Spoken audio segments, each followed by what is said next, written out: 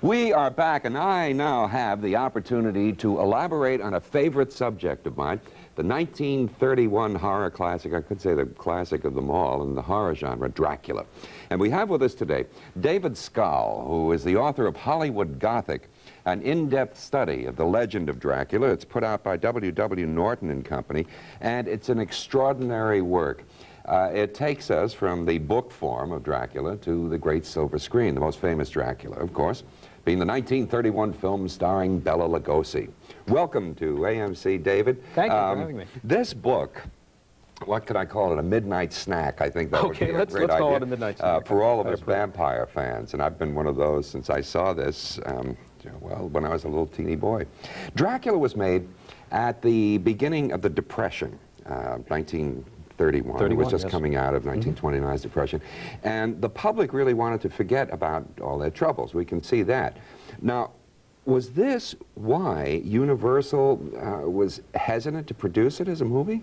Well, Universal and most of the other studios had mixed feelings about Dracula because it was a great success on the Broadway stage and on tour around the country. It was making millions and was really a phenomenon. But they couldn't relate it to anything that they had done before in Hollywood.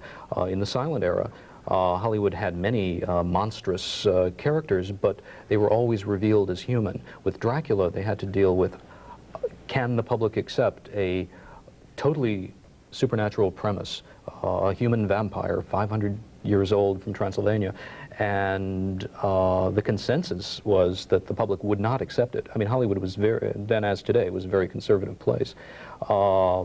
And unlike the European tradition, where the irrational and the bizarre and macabre had been part and parcel of the German cinema and the French cinema from the beginning, Hollywood didn't have this tradition. So they felt it was a big risk, and they held off making it. Now, why was Bela Lugosi so associated with this role? I mean, he had been an actor before that, doing completely different roles. Yes, he had specialized in romantic parts and Shakespearean roles in his native Hungary, and came to the States in the 20s.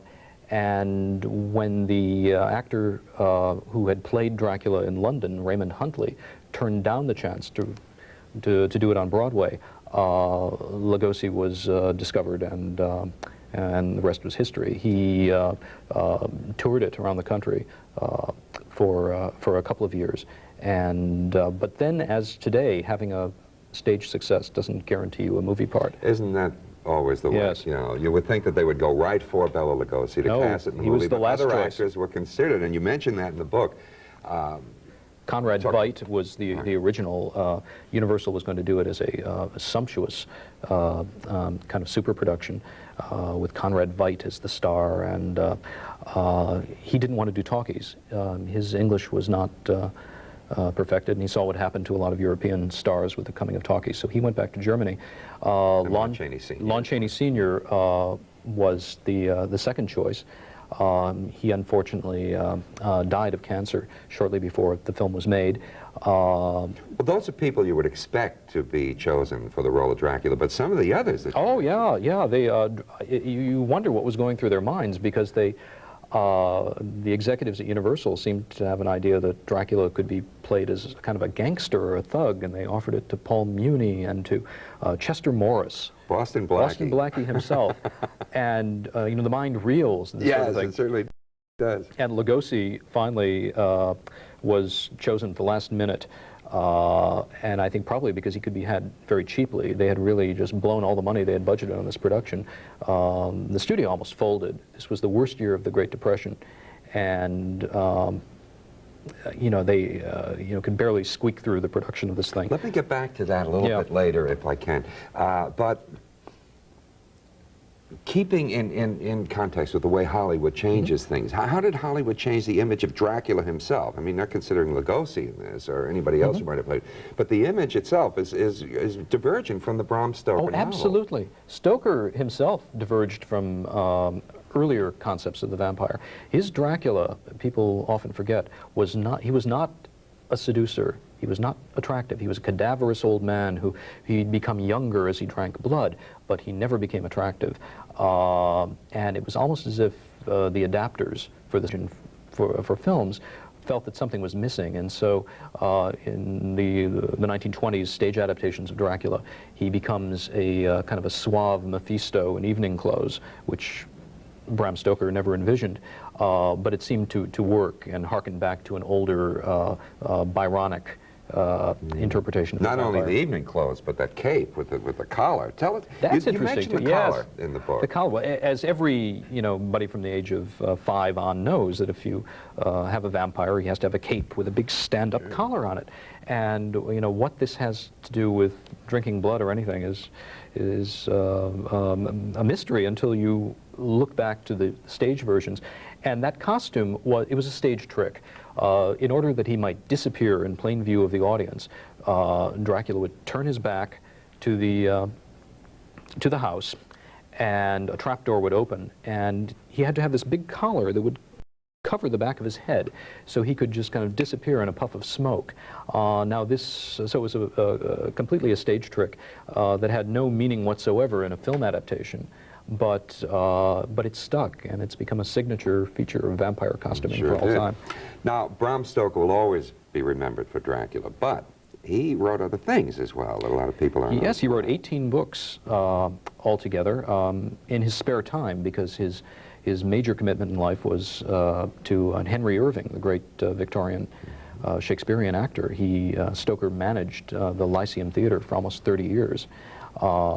And he obviously was a person of prodigious energy to be able to write all these novels. Dracula is really the only of his fictions that has really stood the test of time. It's never been out of print. And we're coming up on the centenary in 1997, and Dracula lives. Dracula always lives. There's no bottom. Now, you mentioned briefly before that Dracula saved Universal from bankruptcy. Do you want to just elaborate on that a little? Yes, 1931 was actually the only year in the 1930s that Universal made a profit. And it's amazing to think how Hollywood history would have been changed if the decision to make Dracula had not happened, because the Universal horror series of the 30s led directly into the science fiction things in later decades, which led directly to many of the greatest blockbusters of all time, the things that Steven Spielberg and others have made. So Dracula is a real milestone in American cinema, not because of its technical innovations, but because it liberated a whole imaginative approach to filmmaking. Now, while this was being done, this is really interesting in the book, while Dracula was being done with Bela Lugosi in the daytime, something else was happening at night, and it wasn't the vampire sleeping in his coffin. That's right. In order to maintain the foreign market, which was a snap in silent days, because film was really an international medium, just changed the title cards. Universal and the other studios were producing simultaneous foreign language versions of their domestic product. And the foreign audiences had no interest in seeing dubbed films. I mean, the attraction of talking pictures was to see real actors speaking in their natural voices. So these alternate versions of many films, most of which have now been lost, were made in German, French, and primarily in Spanish.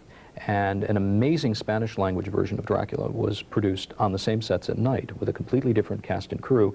And to make it even more interesting, it was in many ways a rival production. So it looks and feels and sounds different than the American film, and is in many technical ways a vastly superior film. Are there any existing prints of that today? Yes, there's one print that isn't complete at the Library of Congress that is otherwise in beautiful shape. And a complete print exists at the Cinemateca de Cuba in Havana. And I had the great fortune to be able to get a visa to go down and study it. There's a lot of interest in the film. Many film festivals would like to stage revivals of it, and I think we likely will be seeing more of the Spanish Dracula. Who was in that film? Well, a stage actor from Spain named Carlos Villarreal played Count Dracula. and a wonderful ingenue, 17 years old from Mexico, named Lupita Tovar, played the Mina character, which was called Ava in the Spanish film. And I have been able to spend time with her and reminisce about the film a bit. And it's a remarkable thing because the photography and art direction especially are far superior to the American film. It was filmed in 1930, but looks in many ways like a noir film from the mid-1940s. Wonderful. Yeah, you have some great pictures of that, and it's like a strange deja vu to see that set with the different actor on it. Oh, the film is fascinating because it's like walking into a familiar house or castle and discovering all these strange rooms you never knew were there before. Is it as good as the American version? In many ways, it's better. Really? In many ways, it's better. It doesn't have the Lugosi performance, although Carlos Viegas is a credible double for Lugosi in many ways. But to watch what films were really capable of in a technical sense, and in terms of lighting and camera work and editing, is a revelation, because much of the criticism of the American film kind of apologizes for the deficiencies of the film in that there were things that were just technically beyond the grasp of early talkies. It's not the case at all, as this remarkable alternate version reveals. David, people often ask me what makes a classic film, and I consider Dracula one of the great classics, and I'm sure you do too. Maybe you could give us your version of why this is an American classic. It's an American classic because, well, one, as I said, it changed the course of American filmmaking. It opened up this whole new vista of the uncanny and the remarkable, and you know, every special effect in Hollywood today, I think, you know, finds its way back to Dracula in one way or another. And also because it gave us the 20th century's foremost embodiment of this Dracula image. The vampire image goes back to the beginnings of recorded civilization. Every society has had its own spin on the dead who return to drink the blood or absorb the energy of the living.